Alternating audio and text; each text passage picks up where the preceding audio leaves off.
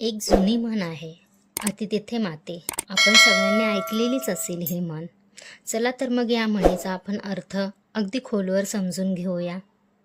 पण तुम्ही कधी विचार केला आहे का, चांगली गोष्ट ही जर जास्त झाली तर ती वाईट कशी ठरते? आजची गोष्ट आहे एका शेतकऱ्याची, ज्याला वाटलं की जास्त म्हणजे नेहमीच चांगलं. पण निसर्गाने त्याला एक असा धडा शिकवला.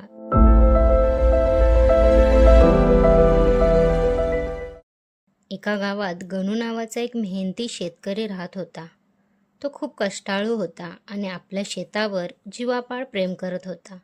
एक वर्ष त्याच्या शेतात भरघोस पीक आलं.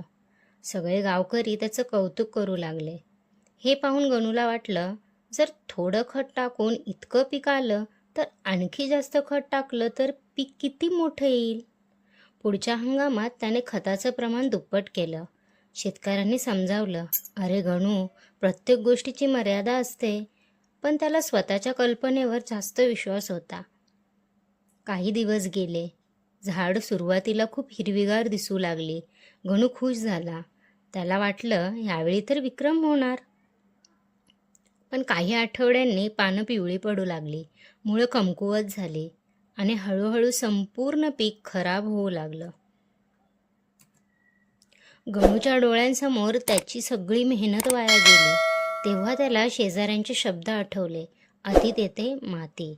मित्रांनो, तुमच्या आयुष्यात असा कोणता प्रसंग आला आहे का, जेव्हा एखादी चांगली गोष्ट जास्त केल्यामुळे नुकसान झालं? तुमचा अनुभव कमेंटमध्ये जरूर शेअर करा. आज आपणही हेच करत नाही का?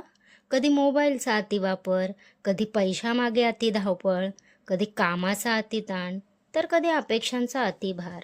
आणि मग आपणच आपल्या आनंदापासून दूर जातो.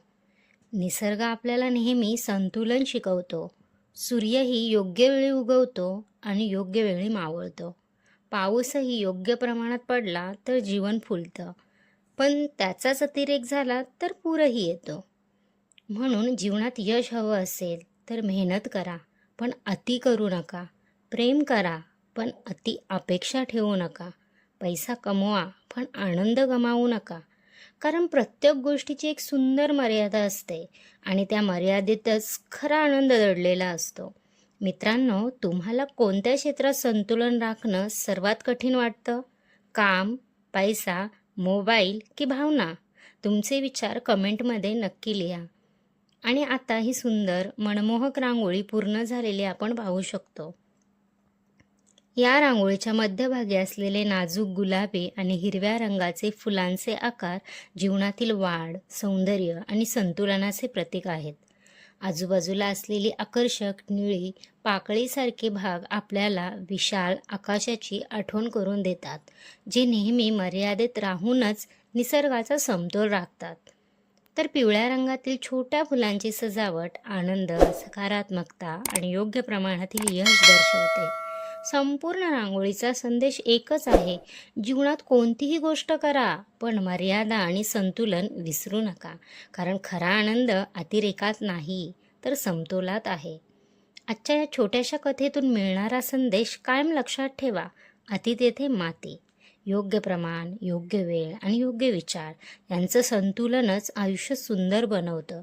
तुम्हाला या रांगोळीमागची कथा आणि संदेश आवडला असेल तर व्हिडिओला लाईक करा.